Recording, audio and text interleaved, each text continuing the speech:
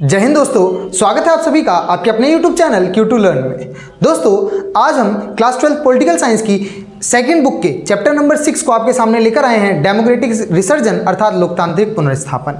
इसके अंदर हमने पहली वीडियो के अंदर, ये पार्ट सेकंड है, पार्ट 1 के अंदर हमने ये देख लिया था कि जो 5th जनरल इलेक्शन हुआ था 1971 का, उसमें कैसे इंदिरा गांधी जीती और वो कौन कौन से कारण थे देश के अंदर 1971 से लेके 1975 तक के बीच में, वो कौन कौन से काम हुए थे या घटनाएं हुई थी जिसकी वजह से इंदिरा गांधी मजबूर हो गई थी आपातकाल को लगाने के लिए।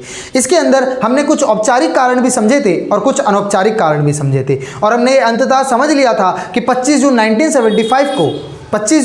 1975 को आधी रात को इंदिरा गांधी ने, फखरुद्दीन अली अहमद राष्ट्रपति थे उस समय हमारे, उनसे कहकर आपातकाल लगवा दिया गया और फखरुद्दीन अली अहमद ने उसी दिन रात को आर्टिकल 352 का यूज करते हुए हमारे देश में राष्ट्रीय आपातकाल की घोषणा करी। आज हम ये समझेंगे कि जब हमारे देश में आपातकाल लग गया तो उसके दरमियान क्या क्या हुआ। 25 जून 1975 को हमारे देश में आपातकाल लगाया गया। फखरुद्दीन अली अहमद ने इंदिरा गांधी के कहने पर इसकी घोषणा करी। जैसे ही इसकी घोषणा करी, किसी को भी इसके बारे में नहीं पता था कि हमारे देश में आपातकाल लग गया है। यहाँ तक कि इंदिरा गांधी के जो कैबिनेट के मंत्री थे उन्हें भी इसके बारे में जानकारी नहीं थी। इंदिरा गांधी ने इसके बारे में अपने सभी कैबिनेट मंत्रियों को जानकारी देने के लिए अगले दिन सुबह 6 बजे एक इमरजेंसी मीटिंग बुलाई और अपने सभी मंत्रियों को इसकी जानकारी दी। और उसी दिन जिस समय आपातकाल की घोषणा हुई थी, तो आपको याद होगा उसी दिन 25 जून 1975 को हमारे देश के उस समय के महान नेता जेपी नारायण ने इंदिरा गांधी से इस्तीफे की मांग करी थी दिन में, और उसी दिन रात को इंदिरा गांधी ने देश में लगा दिया था आपातकाल। तो ये एक ऐसा कारण था जिसकी वजह से इंदिरा गांधी ने लगाया आपातकाल। इसमें जेपी नारायण ने 2 तरीके की मांगों को कहा था। एक तो इस्तीफे की मांग करी थी इंदिरा गांधी से और कहा था सभी सरकारी कर्मचारी से, सभी जितने भी गवर्नमेंट एम्प्लॉयज़ थे उन सभी गवर्नमेंट एम्प्लॉयज़ से कहा कि वो काम ना करें। एम्प्लॉयज़ से कहा कि वो काम ना करें, उनसे काम करने के, इन सभी एम्प्लॉयज़ से काम करने को मना करा, काम करने को मना करा। इसके साथ साथ ही उन्होंने इंदिरा गांधी से इस्तीफे की मांग करी, इंदिरा से इस्तीफा मांगा। ठीक है जी, इंदिरा गांधी से उन्होंने इस्तीफा मांगा। इंदिरा गांधी उस समय जेपी नारायण एक महान नेता थे, जो स्टूडेंट मूवमेंट हुआ था उसके प्रभाव को यहाँ देखते हुए जो इंदिरा गांधी थी, उन्होंने देखा कि अगर हकीकत में सभी एम्प्लॉयज़ ने जेपी नारायण की बात मान ली, ये जो एम्प्लॉयज़ थे साथ में थे नौकरशाही, ब्यूरोक्रेट्स, इन सभी से इन्होंने गुजारिश करी थी कि वो सरकार की बात ना माने और देश में छात्रों और आंदोलनकारियों का समर्थन करें। इंदिरा गांधी को डर था कि हकीकत में अगर इन आंदोलनकारियों की बात अगर ब्यूरोक्रेट्स के द्वारा या उनके ऑफिसर्स या सरकारी कर्मचारियों के द्वारा मान ली जाती है तो अर्थव्यवस्था चौपट हो जाएगी और देश बर्बाद हो जाएगा और इंदिरा गांधी प्रधानमंत्री तो रहेंगी पर बिना पावर के, अर्थात वो कुछ काम नहीं कर पाएंगे। उनका कोई अधिकारी, जितने भी अधिकारी हैं वो उनकी बात को नहीं सुनेंगे और स्थिति बदल जाएगी। तो उन्होंने देखा कि अगर ये बात लोगों तक पहुंची तो स्थिति गड़बड़ा सकती है और उस समय एक जगह से दूसरी जगह इंफॉर्मेशन पहुंचाने का एक जो मेन साधन था वो था अखबार। और इंदिरा गांधी ने ये बात अगले दिन अखबारों में छपकर पहुंचती, उससे पहले ही रात को अखबार छपते, इसीलिए उसी दिन जिस दिन आपातकाल की घोषणा करी उसी दिन सभी अखबारों की बिजली काट दी। उसी दिन इंदिरा गांधी ने रात को सभी अखबारों की बिजली काट दी, जिसकी वजह से वो अखबार इसके ये जो जेपी नारायण ने जो सिफारिशें या मांग करी थी लोगों से, वो उन तक ना पहुंच सके और देश में स्थिति कंट्रोल रह सके। इसीलिए इंदिरा गांधी ने इस बात को देखते हुए कि लोगों तक जेपी नारायण की बात ना पहुंचे, उन्होंने देश में जो अखबार थे उनकी बिजलियों को काट दिया। 3 दिन तक अखबार की संस्थाओं तक बिजली नहीं पहुंची और 3 दिन के बाद इंदिरा गांधी ने उन मीडिया को अपने कंट्रोल में ले लिया, अर्थात उन्होंने प्रेस पर लगा दी सेंसरशिप। अब ये सेंसरशिप क्या होती है? सेंसरशिप का एक प्यारा सा मतलब है, बड़ा बेहतरीन मतलब है। इसका मतलब है कि अगर कोई भी अखबार, कोई भी संस्था जो इंफॉर्मेशन को एक जगह से दूसरी जगह पहुंचाती है तो उसे कोई भी इंफॉर्मेशन पहुंचाने से पहले सरकार की परमिशन को लेना पड़ेगा। क्या करना पड़ेगा? सरकार की परमिशन को लेना पड़ेगा, अर्थात बिना मर्जी के कोई भी अखबार कुछ नहीं छाप सकता। तो इंदिरा गांधी ने इन जो अखबार थे और जो प्रेस थी उनकी स्वतंत्रता को छीन लिया। इतनी बात क्लियर है? आगे चले। इसी के साथ साथ जो सरकार को लगा कि जो जो व्यक्ति उस समय धरना प्रदर्शन कर रहे हैं उन सभी व्यक्तियों को रोका जाए जिससे स्थिति को कंट्रोल किया जा सके, इसलिए इंदिरा गांधी ने आपातकाल के दरमियान धरना प्रदर्शन और हड़ताल पर लगा दी रोक। और इसके साथ साथ ही कुछ धार्मिक संगठन थे जैसे राष्ट्रीय स्वयंसेवी संघ या आरएसएस या जमात इस्लाम पर उन्होंने प्रतिबंध लगा दिया कि ये अपनी मीटिंग्स को नहीं कर सकते। इतनी बात क्लियर। इसके बाद ही क्या हुआ, देश के अंदर जो जनता थी आपातकाल के दरमियान इंदिरा गांधी ने अपनी सत्ता को ज़्यादा बढ़ाने के लिए और लोगों को अपने कंट्रोल में रखने के लिए इंदिरा गांधी ने हम लोगों के जो फंडामेंटल राइट्स हैं, आम नागरिक के जो फंडामेंटल राइट्स हैं, मौलिक अधिकार हैं, उनको छीन लिया। अर्थात अब किसी व्यक्ति के पास उसके फंडामेंटल राइट नहीं थे।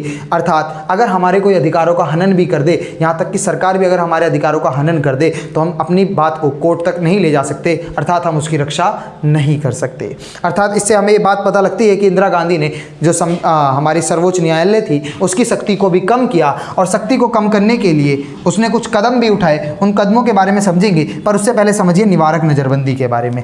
क्या होता है निवारक नज़रबंदी? निवारक नज़रबंदी का मतलब होता है किसी व्यक्ति को शक होने पे कि वो व्यक्ति धरना कर सकता है, प्रदर्शन कर सकता है, तो इस आधार पर उसको कंट्रोल कर लिया जाता है, या उसको उसी घर में बंद कर दिया जाता है, या पुलिस वाले उसे उठाकर जेल में डाल देते हैं। और उस व्यक्ति के पास ये अधिकार भी नहीं होता कि वो पूछ सके कि उसे जेल में क्यों डाला गया है। किसमें? निवारक नज़रबंदी में। इसी के साथ साथ इस निवारक नज़रबंदी का सहारा लेते हुए करीब 650 से भी ज़्यादा दिग्गजवादी नेता, जो बड़े नेता थे, नेशनल लीडर्स थे, उनको जेल में डाला गया। जो भी इंदिरा गांधी के अपोजिशन पार्टी के लीडर थे उन सभी को जेल में डाला गया, यहाँ तक कि JP नारायण जी तक को भी जेल में डाला गया। और करीब 1 लाख से ज़्यादा आम नागरिक, जो देश के आम नागरिक थे, जो धरना प्रदर्शन या JP नारायण का भाषण सुन रहे थे, उन व्यक्तियों को भी शक होने के आधार पर जेल में डाल दिया गया। अब आप सोच सकते हो इंदिरा गांधी कितनी ज़्यादा भयभीत हो गई थी अपनी सीट को लेकर और इन कामों को लेकर। आगे चलते हैं, जरा समझिएगा। अब बात करते हैं संविधान संशोधन की। इंदिरा गांधी ने 1976 में अर्थात आपातकाल के दरमियान एक संशोधन किया, जो था अनुच्छेद संशोधन 42, 42वां संशोधन किया, 42वां संविधान संशोधन किया। इस संशोधन के अंदर उन्होंने कुछ बातें बताई। क्या क्या संशोधन किए उन्होंने किया कि जो PM मतलब हमारे प्रधानमंत्री हैं, राष्ट्रपति हैं और उपराष्ट्रपति हैं, उनकी सत्ता को कोर्ट के अंदर चुनौती नहीं दी जा सकती। अर्थात वो कुछ भी करें, उनको उनकी बात को, उनकी कंप्लेंट कोर्ट तक नहीं की जा सकती, और अगर किया जाएगा तो कोर्ट उस पर फैसला दे नहीं सकता। अर्थात इन्होंने कोर्ट की शक्तियों को कम कर दिया और भारत के संविधान के मूल ढांचे को बदलने की कोशिश करी। आगे चलते हैं, जरा समझिएगा इसी के अंदर क्या किया इंदिरा गांधी ने, और जितने भी PM, प्रेसिडेंट और आपके वाइस प्रेसिडेंट थे, उनके कार्यकाल को, उनका जो टाइम पीरियड होता है वो नॉर्मली 5 साल के लिए होता है। इन्होंने अपनी सत्ता को और मजबूत बनाने के लिए इस कार्यकाल को 5 साल से बढ़ाकर 6 साल कर दिया गया। इतनी बात क्लियर है? आगे समझिएगा, इसी समय शक्तियों का दुरुपयोग भी हुआ। अर्थात जो गैर सरकारी अधिकारी थे या गैर सरकारी ऑफिसर थे, उन्होंने भी शक्तियों का प्रयोग किया। एग्जाम्पल के तौर पर आप संजय गांधी को ले सकते हैं, जो इंदिरा गांधी के बेटे थे। संजय गांधी ने क्या किया, मिलिट्री की पावर का मिसयूज करते हुए क्या किया, अपनी मर्जी से सैनिकों को यूज किया और ये अलग अलग जगहों पर डिस्पोज किया कि आप इस गली पे खड़े होइए, इस रोड पे खड़े होइए, इस हाईवे पे खड़े होइए और लोगों को रोकिए। इसके साथ साथ ही उन्होंने जबरदस्ती लोगों से क्या करवाया, उनकी नसबंदी तक करवाई, जिससे पॉपुलेशन को कंट्रोल किया जा सके। कई लोगों ने आरोप लगाया कि संजय गांधी एक गैर सरकारी अधिकारी थे, वो किसी सरकारी पद पर नहीं थे और उन्होंने अपनी शक्तियों का मतलब सरकारी शक्तियों का प्रयोग किया, जो संवैधानिक तौर पर गलत था। ये कुछ मुद्दे थे जो आपातकाल के दरमियान हुए थे। और भी कई घटनाएं थी, कई सारे नेता थे, कई सारे लोग थे, उन्होंने सरकार के इस काम को देखकर या आपातकाल को देखकर अपना विरोध प्रदर्शन किया और सरकार से मिली हुई उपाधियों को उन्होंने रिटर्न भी किया। इतनी बात क्लियर है? जितने भी दिग्गजवादी नेता थे उन्होंने अपनी उपाधियों को ही वापस किया। और भी बहुत सारी घटनाएं आपातकाल के दरमियान में हुई थी। अब हम समझेंगे कि आपातकाल के दौरान कौन कौन से लोग थे जिन्होंने आपातकाल का समर्थन किया और विरोध किया। दोस्तों, अब हम समझेंगे आपातकाल के पक्ष और विपक्ष। कुछ लोग ऐसे थे जिन्होंने कहा आपातकाल लगाना सही है और कुछ ने इस बात का विरोध किया। उन्होंने कहा आपातकाल लगाना एक असंवैधानिक घटना थी जो इंदिरा गांधी ने अपने फायदे के लिए की थी। तो देखते हैं पक्ष लोगों का क्या कहना है और विपक्ष लोगों का क्या कहना है। आइए देखिए, आपातकाल के पक्ष में जो CPI पार्टी थी, कम्युनिस्ट पार्टी ऑफ इंडिया, इसने आपातकाल का किया समर्थन। इसने कहा आपातकाल लगाना एक सही कदम था। इसके साथ साथ ही इन्होंने आपातकाल के जो पक्ष में थे उन लोगों ने कहा कि देश के अंदर बहुत ज़्यादा धरना प्रदर्शन हो रहे हैं। क्या हो रहे हैं? धरना प्रदर्शन हो रहे हैं, जिसकी वजह से सरकार को काम करने में बाधा आ रही है। अर्थात सरकार देश के विकास में बाधा का सामना कर रही है, जिससे देश का विकास नहीं हो पा रहा है। इस वजह से आपातकाल लगाना एक सही कदम था। इसके साथ साथ ही कुछ लोगों ने यह भी कहा कि विरोधियों ने, जितने भी इंदिरा गांधी के विपक्षी हैं, उन सभी ने इंदिरा गांधी को हटाने के लिए गैर संवैधानिक रास्ते को, किसको, गैर संवैधानिक का मतलब क्या होता है, संविधान के अलग जाकर या ऐसी बातों को लेकर जो संविधान में शामिल नहीं है, उस तरीके से इंदिरा गांधी को संविधान से हटाने का प्रयास किया। यहाँ पे इनडायरेक्टली जेपी नारायण के ऊपर सवाल उठाया गया था कि उन्होंने कहा था कि भाई ब्यूरोक्रेट से कहा था, नौकरशाही से कहा था कि वो सरकार की बात को ना माने। इसके साथ साथ ही कुछ लोगों ने ये तक भी कहा कि आपातकाल लगाना इसलिए ज़रूरी था क्योंकि अंतर्राष्ट्रीय साजिशें हो रही थी देश को तोड़ने के लिए। अंतर्राष्ट्रीय स्तर पर कई सारे ऐसे देश थे, अमेरिका, चाइना और भी कई, या पाकिस्तान, ऐसे कई देश थे जो इंडिया को अगेन कई भागों में तोड़ना चाहते थे। तो इंडिया को टूटने से बचाने के लिए इंदिरा गांधी ने आपातकाल लगाया। तो इसी बात का विरोध करते हुए विपक्षी लोगों ने अपनी बात को कुछ ऐसे रखा। तो चलिए देख लेते हैं कैसे रखा, क्या कहा विपक्षियों ने इस बात को लेकर। तो आपातकाल के विपक्ष में लोगों ने कहा कि इंदिरा गांधी ने जो काम किए, आपातकाल लगाया, वह आपातकाल लगाना बिल्कुल गलत था। अगर चलिए आपातकाल लगाया तो लगाया, पर उन्होंने प्रेस के ऊपर सेंसरशिप क्यों लगाई, ये तो बिल्कुल ही गलत था। उन्होंने कहा कि भाई प्रेस को अपनी अभिव्यक्ति की आज़ादी है, जो प्रेस करना चाहे वो कर सकती है सकारात्मक तौर पर इंदिरा गांधी ने इस प्रेस की भी आज़ादी छीन ली और इसके ऊपर रिस्ट्रिक्शंस लगाया और सेंसरशिप लगाई। इसके साथ साथ ही इन्होंने कहा कि धरना प्रदर्शन पर रोक लगाना भी गलत था क्योंकि हमारा देश एक लोकतांत्रिक देश है। क्या है, हमारा देश एक लोकतांत्रिक देश है और आपातकाल लगाकर इंदिरा गांधी ने हमारे लोकतंत्र का गला घोटा। किसका गला घोटा? इंदिरा गांधी ने आपातकाल लगाकर हमारे देश का गला घोटा। उन्होंने कहा कि धरना प्रदर्शन गलत है और इस पर रोक लगाने के लिए मैंने आपातकाल लगाया। तो भैया लोकतंत्र है, लोक जनता है, जनता अपने लिए शासन को चुनती है और अगर वो शासक ढंग से काम ना करे, जनता के अनुसार काम ना करे, तो सरकार, जनता उसका विरोध कैसे करेगी, उसे तानाशाही होने से कैसे रोकेगी? तो उसका एकमात्र सहारा है जनता धरना और प्रदर्शन करके सरकार का विरोध करती है। और इन्होंने तो उसे ही गलत बता दिया, इंदिरा गांधी ने उसे ही गलत बताया और उस धरना प्रदर्शन पर भी रोक लगा दी।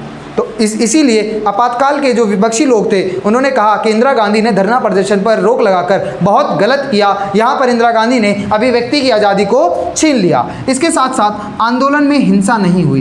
इन्होंने कहा कि देश में जितने भी धरना प्रदर्शन या आंदोलन हो रहे थे वो सभी आंदोलन बड़े शांतिपूर्ण तरीके से हो रहे थे, उससे ना ही किसी जन और ना ही किसी धन को नुकसान पहुँचाया गया था। तो इंदिरा गांधी ने किस प्रकार इसको देश के लिए खतरा माना और उन्होंने देश में आपातकाल लगाया, ये भी एक गलत कारण था। इसके साथ साथ ही कुछ लोगों ने कहा कि देश को तोड़ने के लिए अंतर्राष्ट्रीय साजिश हो रही थी और देश में स्थिति मतलब कंट्रोल से बाहर थी। तो इसी बात के लिए हमारा जो गृह मंत्रालय होता है ये हमारे देश की कानून व्यवस्था को संभालता है और हमारे देश में होने वाली सभी अंतर्राष्ट्रीय साजिशें या क्या क्या जो भी गलत चीज़ें हो रही हैं उनके ऊपर रोक लगाने की कोशिश करता है। तो लोगों ने प्रश्न उठाया कि भैया हमारा जो गृह मंत्रालय है, अगर ऐसा कुछ था तो इसने ऐसी कोई खबर क्यों नहीं दी कि देश में जो कानून व्यवस्था है वो कंट्रोल से बाहर है या हमें कुछ ऐसे खतरे लग रहे हैं जिससे अंतर्राष्ट्रीय स्तर पर देश को तोड़ा जा सकता है, इसने ऐसी कोई खबर क्यों नहीं दी? और अगर हमारे जो गृह मंत्रालय है अगर ये उस समय इतना पावरफुल था तो इसने ऐसा कोई कदम क्यों नहीं उठाया जिससे हमारे देश को तोड़ने से बचाया जा सके? आपातकाल कोई सॉल्यूशन नहीं था, विपक्षियों ने कहा। इन्होंने कहा हमारा एक गृह मंत्रालय है, इसे काम करना चाहिए था देश को बचाने के लिए। अब आगे चलते हैं, समझिएगा। यहाँ है मौलिक अधिकारों का हनन करना। आपातकाल के दरमियान मौलिक अधिकारों का हनन किया गया जो कि असंवैधानिक या गलत भी था। इसके तहत व्यक्तियों के मौलिक अधिकार छीन लिए गए, अर्थात उनके अधिकारों का हनन किया गया और जो हमें हर व्यक्ति को संविधान के द्वारा प्राप्त थे उन मौलिक अधिकारों को भी आपातकाल के द्वारा छीन लिया गया। तो कुछ लोगों ने इसका भी विरोध किया। इसके साथ साथ ही इंदिरा गांधी ने आपातकाल को लगाया। कुछ लोगों ने कहा, विपक्षी लोगों ने कहा कि इंदिरा गांधी ने आपातकाल जो लगाया वो केवल अपने फ़ायदे के लिए लगाया, अपनी सत्ता को बचाने के लिए लगाया। इतनी बात समझ में आती है। कुछ लोगों ने पक्ष में बात कही और कुछ ने विपक्ष में। अब देखेंगे कि आपातकाल हटेगा तब क्या होगा। चलिए समझते हैं। दोस्तों अब हम समझेंगे आपातकाल के बाद क्या क्या घटनाएं हुई।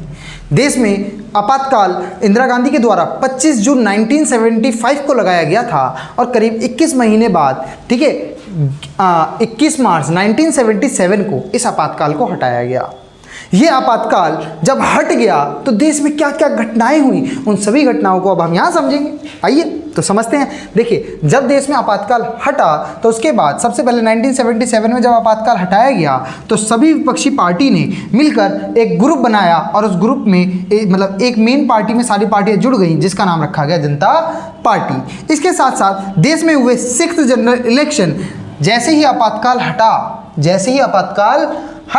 वैसे ही इंदिरा गांधी की सत्ता गिर गई और देश में हुए 6ठे आम चुनाव, और इस चुनाव के अंदर जनता पार्टी जीत गई। अभी देखेंगे कैसे जीती जनता पार्टी, और इस पार्टी के लिए जो मेन नेता थे वो जेपी नारायण बनकर उभरे।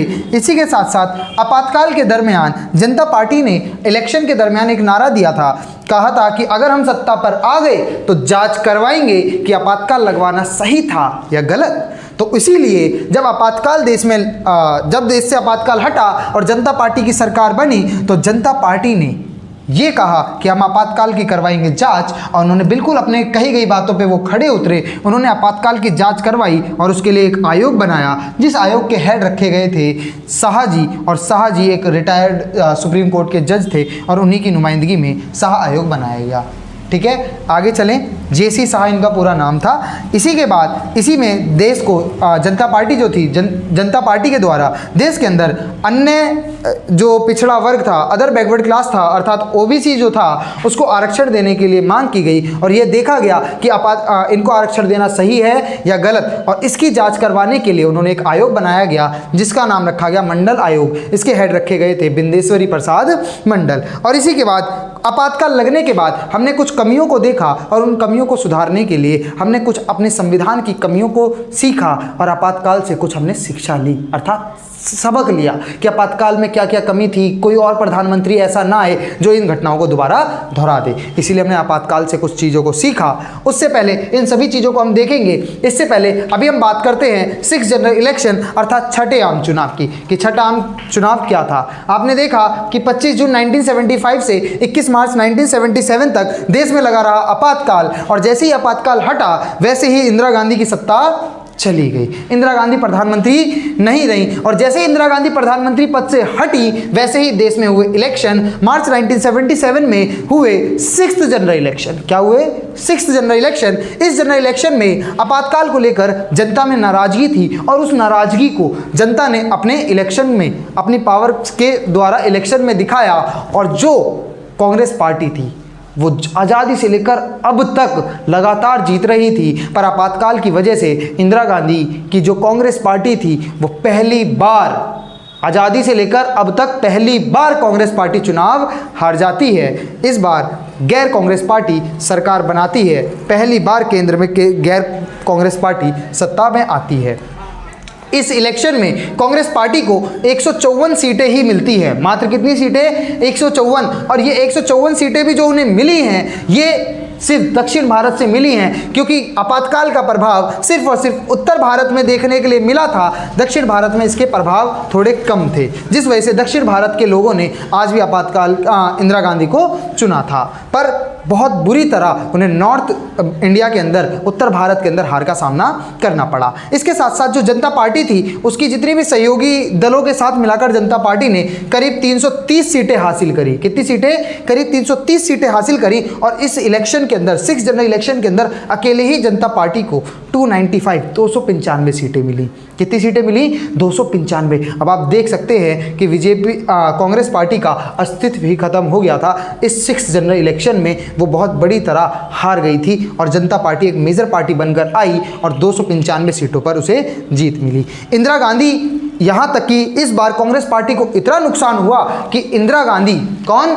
इंदिरा गांधी तक अपने जिस जगह से वो चुनाव लड़ रही थी, रायबरेली से, वहाँ से इंदिरा गांधी भी अपने पद से चुनाव हार गई। क्या हुआ? इस जगह से भी इंदिरा गांधी अपने पद से चुनाव हार गई। और ये जो भी इलेक्शन हुआ इसमें कांग्रेस को हार मिली और जनता पार्टी जब जीती तो जनता पार्टी ने जीतकर एक व्यक्ति को प्रधानमंत्री तौर पर चुना। वो नेता थे मोरारजी देसाई। आखिरकार जनता पार्टी का सहारा लेकर मोरारजी देसाई प्रधानमंत्री बने। ये वही नेता हैं जो स्टार्टिंग से कोशिश कर रहे थे नेहरू जी के जाने के बाद कि अब हम प्रधानमंत्री बनेंगे, पर इन्हें ना बनाकर लाल बहादुर शास्त्री को बनाया। जब लाल बहादुर शास्त्री चले गए तो इन्होंने सोचा अब मैं बनूंगा, फिर भी ये नहीं बन पाए और इंदिरा गांधी प्रधानमंत्री बनी। तो ये बड़े दुखी थे, ये लंबे समय से प्रधानमंत्री बनना चाहते थे पर नहीं बन सके और अंततः आज इनके सपने पूरे हुए और मोरारजी देसाई जी अंत में आपका जो 6 जनरल इलेक्शन है उसमें जनता पार्टी का सहायता लेकर क्या करते हैं, ये प्रधानमंत्री बन जाते हैं। इतनी बात क्लियर? क्योंकि आपको याद होगा मोरारजी देसाई जब कांग्रेस पार्टी का विभाजन हुआ था तो ये कांग्रेस ओ के सदस्य थे और कांग्रेस ओ भी किस में मिल जाती है, जनता पार्टी में मिल जाती है। इसलिए मोरारजी देसाई जनता पार्टी के नेता हो जाते हैं और प्रधानमंत्री पद के लिए 1977 में प्रधानमंत्री बन भी जाते हैं। और प्रधानमंत्री के तौर पर मोरारजी देसाई काम कर रहे थे, पर इन्हीं के नीचे जो हमारे गृह मंत्री होते हैं या कहें कि जो हमारे उप प्रधानमंत्री होते हैं उसके तौर पर 2 गृह मंत्री या 2 उप प्रधानमंत्री को हमारे देश में चुना गया। एक थे जगजीवन राम और दूसरे चुने गए चौधरी चरण सिंह। अर्थात हमारे देश में 2 गृह मंत्री या उप प्रधानमंत्री के तौर पर व्यक्ति चुने गए, एक का नाम था जगजीवन राम और दूसरे का नाम था चौधरी चरण सिंह। आशा करते हैं इतनी बात आई समझ में। अब आगे चलेंगे, आगे चलने के बाद हम ये समझेंगे कि जो शाह आयोग था वो क्या था, मंडल आयोग था वो क्या था और हमने आपातकाल से क्या क्या सीखा, और उसके बाद ये हमारा प्यारा सा चैप्टर हो जाएगा खत्म। पर उससे पहले भी हम आपको एक चीज और समझाएंगे, वो होगा 7th जनरल इलेक्शन। प्यारे दोस्तों, अब हम देखेंगे कि शाह आयोग क्या था और मंडल आयोग क्या था और इन दोनों ने ही अपनी क्या क्या सिफारिशें पेश करी। तो चलिए शुरू करते हैं और देखते हैं क्या है शाह आयोग। देखिए, शाह आयोग जब देश में आपातकाल लगा था तो आपातकाल जब 1977 को 21 मार्च 1977 को जब देश से आपातकाल को हटाया गया तो देश में हुए 6 जनरल इलेक्शन और इस इलेक्शन के अंदर आपने अभी देखा कि जनता पार्टी की सरकार बन गई थी। अब जब जनता पार्टी की सरकार बन गई तो जनता पार्टी ने चुनाव के लिए एक एजेंडे का सहारा लिया। वो सहारा था किस चीज़ का? वो सहारा था कि अगर वो सत्ता पे आ गए तो वो आपातकाल की जाँच करवाएंगे। अब उनके इस नारे की वजह से हो सकता है वो चुनाव जीते और चुनाव पे आने के बाद वो अपने वादे पे खड़े उतरने के लिए देश में करवाते हैं जांच। किसकी? आपातकाल की। आपातकाल की जांच करने के लिए वो एक आयोग बनाते हैं। क्या बनाते हैं? एक आयोग बनाते हैं और उस आयोग के हेड के तौर पर चुनते हैं जेसी शाह को। किसको चुनते हैं? जेसी शाह को। और ये जेसी शाह ही के नाम पर ही, इसी वजह से इस आयोग का नाम पड़ता है शाह आयोग। शाह आयोग क्यों बनाया जाता है? क्योंकि इसका उद्देश्य था कि जांच आपातकाल के दरमियान क्या आपातकाल लगाना सही था या गलत, ये इसकी जांच करने के लिए बनाया गया था। इतनी बात क्लियर? शाह आयोग ने इस बात को देखते हुए आपातकाल की जब ये जांच कर रहा था तो करीब हजारों से ज़्यादा लोगों से इसने क्या किया? बातचीत करी और उनसे पूछा कि उनके हिसाब से आपातकाल लगाना सही था या गलत था। अगर इंदिरा गांधी ने या प्रधानमंत्री के तौर पर और सरकारी कर्मचारियों का सही उपयोग किया गया था या नहीं किया गया था, क्या आपातकाल के दौरान सही काम थे, क्या गलत काम थे, इन्होंने उन सभी के ऊपर चर्चा करी और अंततः अपनी रिपोर्ट पेश करी कुछ महीनों बाद। और इस रिपोर्ट के अंदर, किसके अंदर? इस रिपोर्ट के अंदर शाह जी क्या करते हैं? बताते हैं कि जो आपातकाल लगाना था वो किसी और की मर्जी नहीं, सिर्फ प्रधानमंत्री की मर्जी थी और प्रधानमंत्री ने बिना किसी से पूछे देश में आपातकाल लगा दिया था। अर्थात ये प्रधानमंत्री का खुद का फैसला था कि देश में आपातकाल लगाया जाए। इंदिरा गांधी ने इस आपातकाल को लगाने के लिए किसी से भी नहीं पूछा था। किससे? किसी से भी नहीं पूछा था। इतनी बात क्लियर? दूसरा, इस रिपोर्ट ने कहा कि जो इंदिरा गांधी ने आपातकाल लगाया, चलो लगाया तो ठीक है, पर यह बताइए कि उसने समाचार पत्रों की बिजली क्यों काट दी? ये बिल्कुल ही गलत था। समाचार लोगों ने बताया कि समाचार पत्रों की बिजली काटना अनैतिक था, असंवैधानिक था, जो इंदिरा गांधी ने गलत तौर पर किया। इसी के साथ साथ ये भी बताया गया कि आपातकाल के दौरान देश के अंदर लोगों को अपनी अभिव्यक्ति या अपने विचारों को प्रकट करने की क्या थी? अनुमति थी। चलिए ठीक है, उन्होंने निवारक नज़रबंदी के तहत आपातकाल के में जो लोग दोषी थे या जो धरना प्रदर्शन कर रहे थे उनको जेल में डालना था। पर ये जो जेल में लोगों को या नेताओं को डाला गया वो नेता विपक्षी पार्टियों के थे और इन नेताओं को जेल में डाला गया मात्र प्रधानमंत्री के कहने पर। प्रधानमंत्री ने चुन चुनकर अपने विपक्षी नेताओं को या उन व्यक्तियों को जिनसे उसे लग रहा था कि ये मेरी सत्ता के लिए खतरनाक हो सकते हैं, उन सभी को जेल में डलवा दिया था। अर्थात इंदिरा गांधी ने इस दरमियान अपनी शक्तियों का गलत उपयोग किया और इंदिरा गांधी ने मीसा का भी गलत उपयोग किया। और हमारी जो एजेंसीज होती हैं जिससे देश की स्ट्रक्चर को तैयार किया जाता है और देश में सुरक्षा को बनाए रखा जाता है, उसके लिए भी इंदिरा गांधी ने उन तकनीकों का भी गलत उपयोग किया और देश की अभिव्यक्ति को भी नुकसान पहुंचाने का प्रयास किया। ऐसा शाह आयोग के द्वारा बताया गया। और यह भी बताया गया कि कुछ लोग आपातकाल के दरमियान गैर सरकारी पद पर थे, अर्थात वो पद पर नहीं थे, वो सरकारी पद पर नहीं थे, उसके बाद भी उन लोगों ने सरकारी शक्तियों का प्रयोग किया। एग्जाम्पल के तौर पर इन्होंने संजय गांधी के बारे में बताया कि वो सरकारी पद पर नहीं थे, फिर भी उन्होंने कई ऐसे फैसले लिए जो एक सरकारी अधिकारी को लेने चाहिए थे, अर्थात गैर सरकारी व्यक्तियों के द्वारा भी सरकारी कार्यों में हस्तक्षेप किया गया और शक्तियों का प्रयोग किया गया। ठीक है, जैसे आपको पता होगा उन्होंने क्या कर दिया था, नसबंदी करवाई थी संजय गांधी ने, जिससे पॉपुलेशन कंट्रोल हो सके। उन्होंने हथियारों का गलत उपयोग किया था, जगह जगह संसाधनों का गलत उपयोग किया था। ठीक है, और स्टार्टिंग में उन्होंने प्लान चलाया था निवारण उसके तहत, जो नसबंदी करवाई थी कि जो नसबंदी करवाएगा उसे पैसे दिए जाएंगे। कुछ लोगों ने करवाई, कुछ बड़ों ने करवाई, कुछ बुजुर्गों ने करवाई, यहाँ तक कि कुछ ऐसे लोगों की भी लोगों ने पैसों के लालच में नसबंदी, गलत तरीके से उन्हें कहा कि तुम्हारा इलाज होगा, दवाई लगाई जाएगी, ये किया जाएगा, और उन लोगों की गलत तरीके से नसबंदी करवा दी गई जिससे पॉपुलेशन कंट्रोल में आ सके। इसमें ऐसे ऐसे लोगों तक की नसबंदी करवाई गई जो या जिन लोगों की अभी शादी भी नहीं हुई थी। आप अंदाज़ा लगा सकते हैं कि कितनी बुरी तरीके से यहाँ पे शक्तियों का प्रयोग किया गया था। अब आते हैं, ये था पूरा शाह आयोग। शाह आयोग कब बना? 1977 में। किसने बनाया? जनता पार्टी ने। हेड कौन थे? जेसी शाह। ठीक है, क्यों बनाया गया? आपातकाल लगाना सही था या गलत, इसकी जांच के लिए। जेसी शाह कौन थे? ये जेसी शाह सुप्रीम कोर्ट के रिटायर्ड जज थे। इतनी बात क्लियर। इसने रिसर्च करी, हज़ार लोगों से पूछताछ करी और उसके बाद रिपोर्ट पेश करी, और इसने कुछ रिपोर्ट में बातें बताई कि आपातकाल लगाना सिर्फ इंदिरा गांधी का खुद का फैसला था, बिजलियों को, समाचार की बिजलियों को काटना गलत था, विपक्षी नेताओं को गिरफ्तार करना सिर्फ प्रधानमंत्री की मर्जी थी, मीसा का गलत उपयोग, और कुछ सरकारी पदों का भी या कुछ गैर सरकारी व्यक्तियों के द्वारा भी सरकारी पदों का गलत उपयोग किया गया था। यह बताया गया था शाह आयोग में। अब हम बात करेंगे मंडल आयोग की। किसकी बात करेंगे? मंडल आयोग की। मंडल आयोग 1977 में जैसे ही जनता पार्टी की सरकार सत्ता पे आती है, वो देखती है कि देश के अंदर कुछ लोग ऐसे भी हैं जो SC ST समुदाय के अलावा हैं और जो देश में पिछड़े हुए हैं।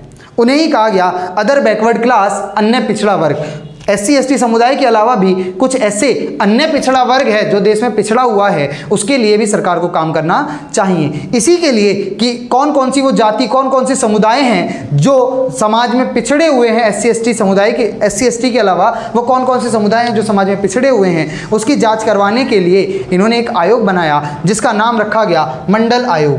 क्यों रखा गया? क्योंकि उसके अध्यक्ष रखे गए थे BP मंडल अर्थात बिंदेश्वरी प्रसाद मंडल, और इन मंडल साहब जी के आधार पर ही इस आयोग का नाम रखा गया मंडल आयोग। क्या था ये मंडल आयोग? तो ये एक बड़ा मुद्दा था जिसका निर्माण किया गया था पिछड़े हुए लोगों का, जो पिछड़े वर्ग के लोग OBC समुदाय हैं, उनका विकास कैसे किया जाए और उनके लिए सरकार कौन कौन से कदम उठाए जिनसे उनका विकास भी हो सके। और मंडल आयोग का जब निर्माण किया गया तो इससे कहा गया कि आप पहचानिए कि कौन कौन सी वो जातियां हैं जो देश के अंदर पिछड़ी हैं, इसके साथ साथ ये भी बताइए कि सरकार उनके विकास के लिए कैसे काम कर सकती है। शाह आयोग ने रिसर्च करी। रिसर्च कुछ महीनों के बाद इसने भी रिपोर्ट पेश करी और इसने बताया कि समाज में जो पिछड़े हुए लोग हैं अर्थात जो OBC समुदाय है उसे सरकारी नौकरियों के अंदर 27% का आरक्षण दिया जाना चाहिए। क्या सिफारिशें थी मंडल आयोग की? इसने कहा कि समाज के अंदर जो OBC समुदाय है वो पिछड़ा हुआ है, उसके विकास करने के लिए इन्हें अन्य समुदाय के कंपैरिजन में 27% सरकारी नौकरियों में आरक्षण देना चाहिए। इसके साथ साथ जो अधिकतम OBC समुदाय के किसान हैं उन किसानों की भी भूमि का सुधार करना चाहिए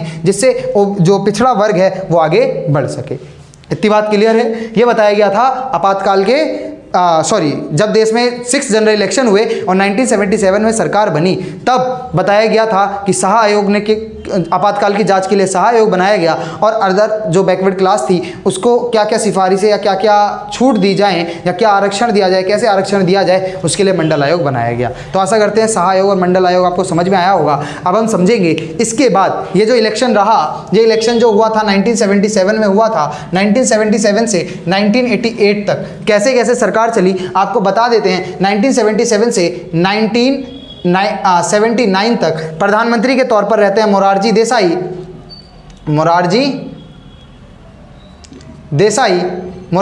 प्रधानमंत्री रहते हैं, पर इसके बाद वो प्रधानमंत्री पद को खो देते हैं 79 में। क्यों? क्योंकि उनके प्रति विश्वास विश्वासित जो लोग होते हैं, कैबिनेट होती है, वो विश्वास इकट्ठा नहीं कर पाती और इनके पास जो सीट थी वो कम हो जाती हैं, जिसकी वजह से सत्ता वो खो देते हैं। और इन्हीं के कैबिनेट के एक और मंत्री जिनका नाम था चौधरी चरण सिंह, उन चरण सिंह जी को अगला प्रधानमंत्री बनाया जाता है। ये कांग्रेस के समर्थन से प्रधानमंत्री तो बनते हैं, परंतु ये भी एक साल बाद सरकार को गिरा देते हैं क्योंकि कांग्रेस पार्टी अपने समर्थन को खींच लेती है। और अंततः 1980 के अंदर दोबारा से इलेक्शन होते हैं। क्या होते हैं? दोबारा से इलेक्शन होते हैं। ये इलेक्शन हमारे देश में 7th थे, इसलिए इनका नाम रखा गया 7th जनरल इलेक्शन, अर्थात 7वें आम चुनाव।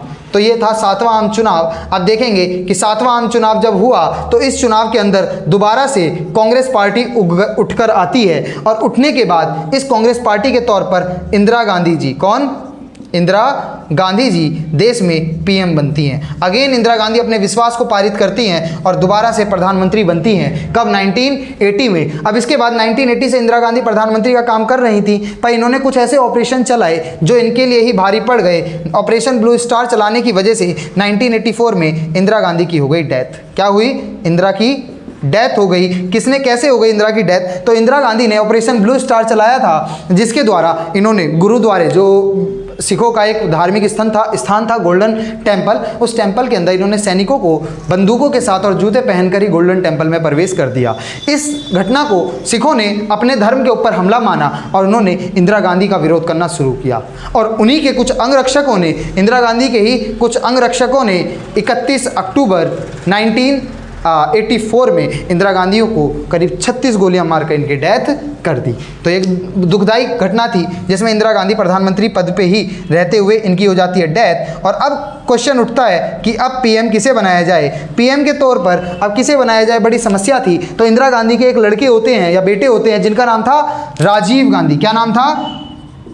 राजीव गांधी। सोचा जाता है कि अब राजीव गांधी को ही पीएम बनाया जाए। क्या बनाया जाए? राजीव गांधी को प्रधानमंत्री बनाया जाए, क्योंकि इंदिरा गांधी की डेथ हो गई है तो सरकार तो चलानी होगी। तो राजीव गांधी जी देखते हैं कि माता जी का जो चुनाव हुआ था वो 80 में हुआ था और इनकी डेथ 84 में हो गई थी।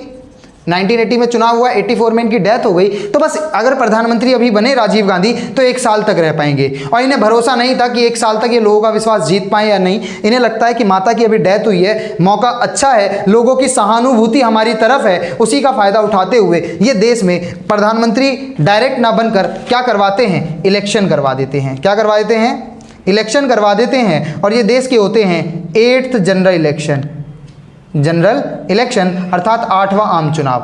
ये 8वां आम चुनाव होता है। इस चुनाव में कांग्रेस पार्टी इतिहास रचते हुए, क्या रचते हुए?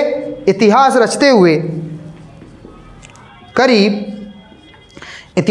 हुए करीब कौन सी जो कांग्रेस पार्टी थी वो इतिहास रचते हुए इसमें 415 से ज़्यादा सीटें लेकर आती हैं। ये भारतीय राजनीति में जब से लेकर आज तक पहली बार हुआ था। अभी तक, आज़ादी से लेकर अभी तक किसी पार्टी को इतनी सीटें नहीं मिली और राजीव गांधी के बाद तक भी आज तक किसी को इतनी सीटें नहीं